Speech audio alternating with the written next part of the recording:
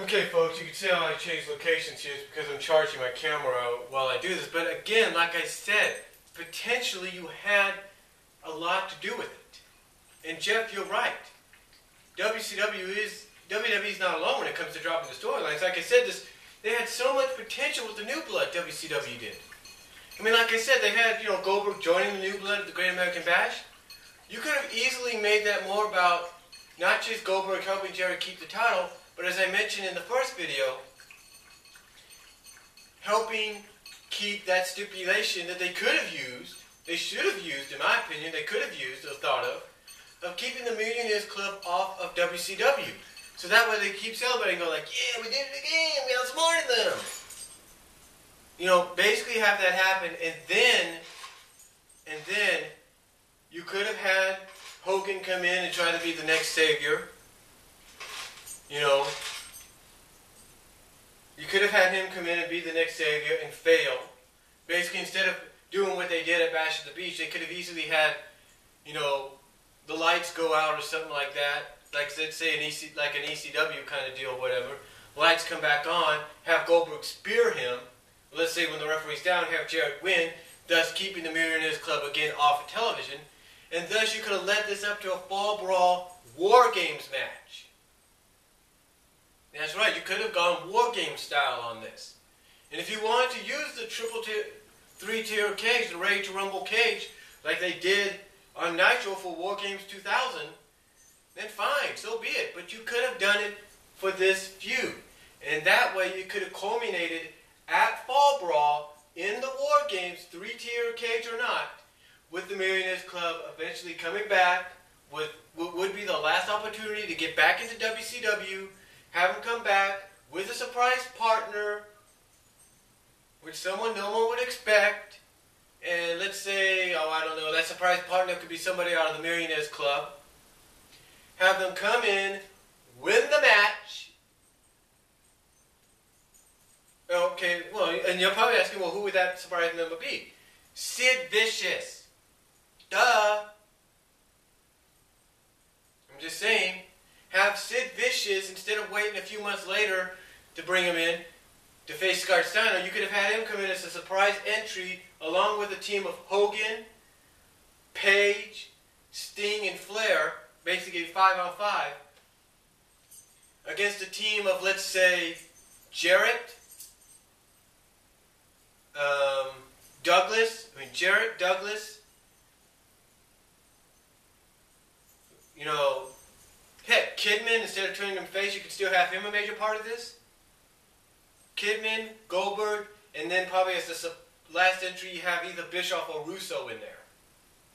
And heck, put Russo in there like you did War Games 2000 on Nitro, and still it would have worked out. The potential for it would have worked better, because then you would have the Millionaires Club basically finally win the war at War Games, at Fall Brawl, with the surprise member being Sid Vicious, and thus regaining not only the spots, but allowing them to get back onto WCW. And then you could have, if you want to put an exclamation point on it, you could have had the New Blood members come out the next night on Nitro, defeat it, and admit, let's say either have Kidman or Jarrett, or heck, even have Russo or Bischoff come out and admit, you know what, we were wrong, we shouldn't have tried to take over, we thought we knew better, we pretty much figured, we thought about it, we pretty much figured these guys aren't ready yet, you win, blah, blah, blah. It would have worked out better, in my opinion. But to me, what I mentioned at the end of towards the end of part 1 and here at the beginning of part 2, potentially could have been a great storyline for the New Blood, had the New Blood Millionaires Club storyline. Could have been a great situation, but they dropped it. Russo and Bischoff, mostly Russo, dropped it, and they shouldn't have dropped it. It could have been potentially one of the best things to help revive WCW. Heck, WCW, in my opinion, would probably still be around if they would have done more with this damn feud and capitalized and done things that they could have done, done the things that I mentioned.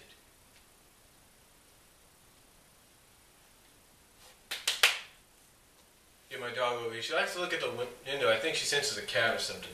But anyway, I agree with you on the fact that WWE is not alone, Jeff, on the fact that, they have dropped storylines.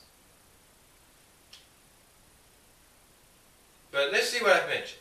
I've mentioned Nexus, I've mentioned NWO, I've mentioned New Blood. That's 3, so we need 3 more, right? Well, let's talk.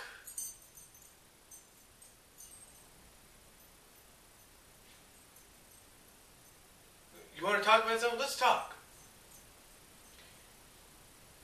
I'm trying to think of a storyline that they dropped. WWE dropped or WCW dropped. I'm trying to think.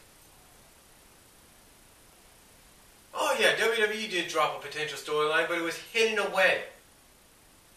It was hidden beneath the radar. We talk about all these invasion angles that have happened. You know what the biggest disappointment for a storyline at number 3 is? It's a secret one. It's one that you have to go on YouTube and find. You have to type in Mick Memphis for this. Or you have to type in USWA versus WWF for this. That's right. Back in the early to mid-90s, there was a USWA versus WWF feud.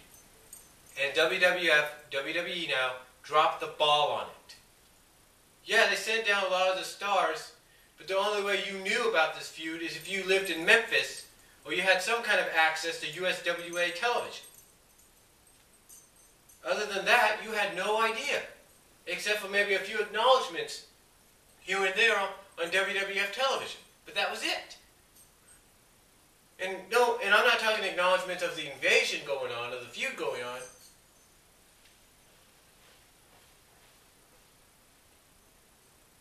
No, I'm talking about...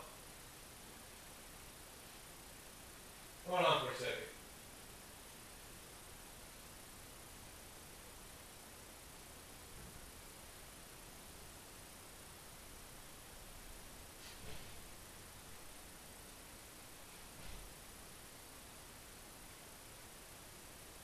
I think my dog thought you heard something. But like I said, you didn't have the acknowledgement of the feud. You just had acknowledgement of where a certain superstars like Doug Gilbert and a few others were from. You didn't have the acknowledgement that there was a feud going on. They kept it under the radar. I mean, here's a list of the names of WWE superstars that went down there as a part of this feud, part of this invasion storyline. Shawn Michaels, Marty Jannetty, Bret Hart, The Undertaker, and the list goes on. Tatanka. Again, the list goes on of a who's who. And they didn't capitalize on it.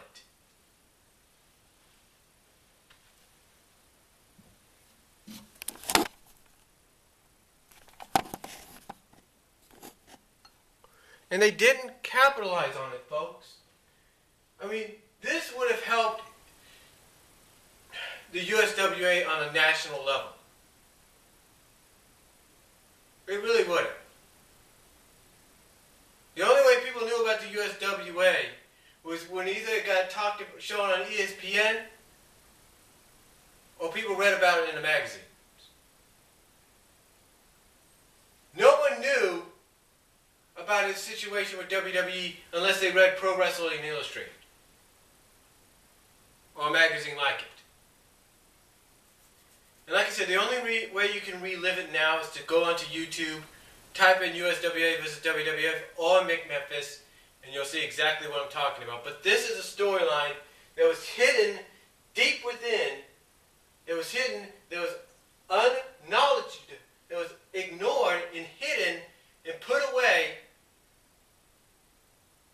that WWF or WWE now dropped the ball on. It would have really helped them, and it really would have helped the USWA, but they dropped the ball on it.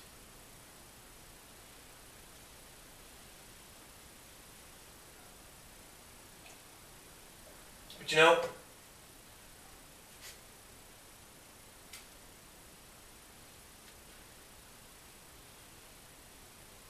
that's not the only thing.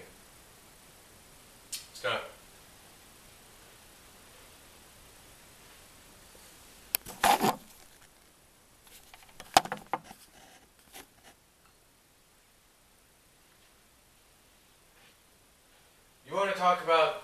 WCW dropping storylines, dropping the ball on them.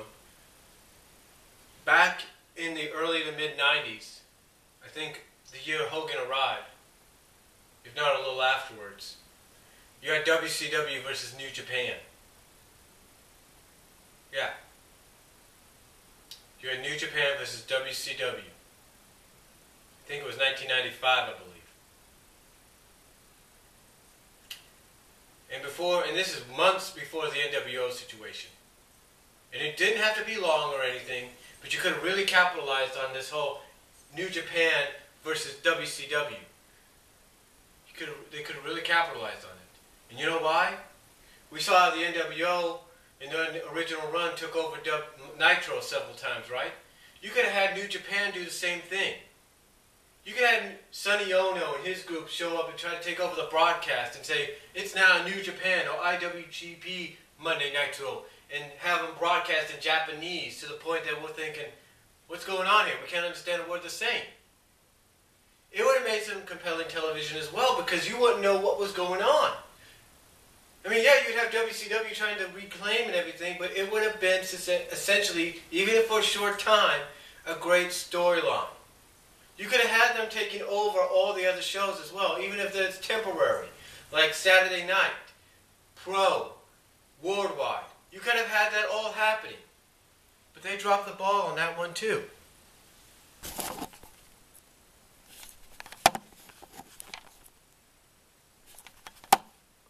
They dropped the ball on that one too. They could have had it all happening, but they dropped the ball. They dropped the ball, man. And I can't understand why. I mean, you had Kenzo Suzuki. I mean, Kenzo Suzuki. That's that other guy. I gotta think. I'm trying to think of his name. Kenzo Saki, or whatever his name is. I apologize. The guy that teamed with Hawk in New Japan. You had him win the U.S. title. You could have really capitalized on this. Had members of New Japan's faction win tag titles, win the world title. I mean, you had the potential. They had the potential, and yet they dropped it. I don't understand. They dropped it. And again, it could have been for a short term. It didn't have to be long. You could have ended it just in time for the invasion for NWO to begin. But still, the potential was there. Yeah, it would have been a short-term deal, but it was potential. But now, we're going to talk about number one, right? Number one's going to surprise you guys. Part 3 is coming up.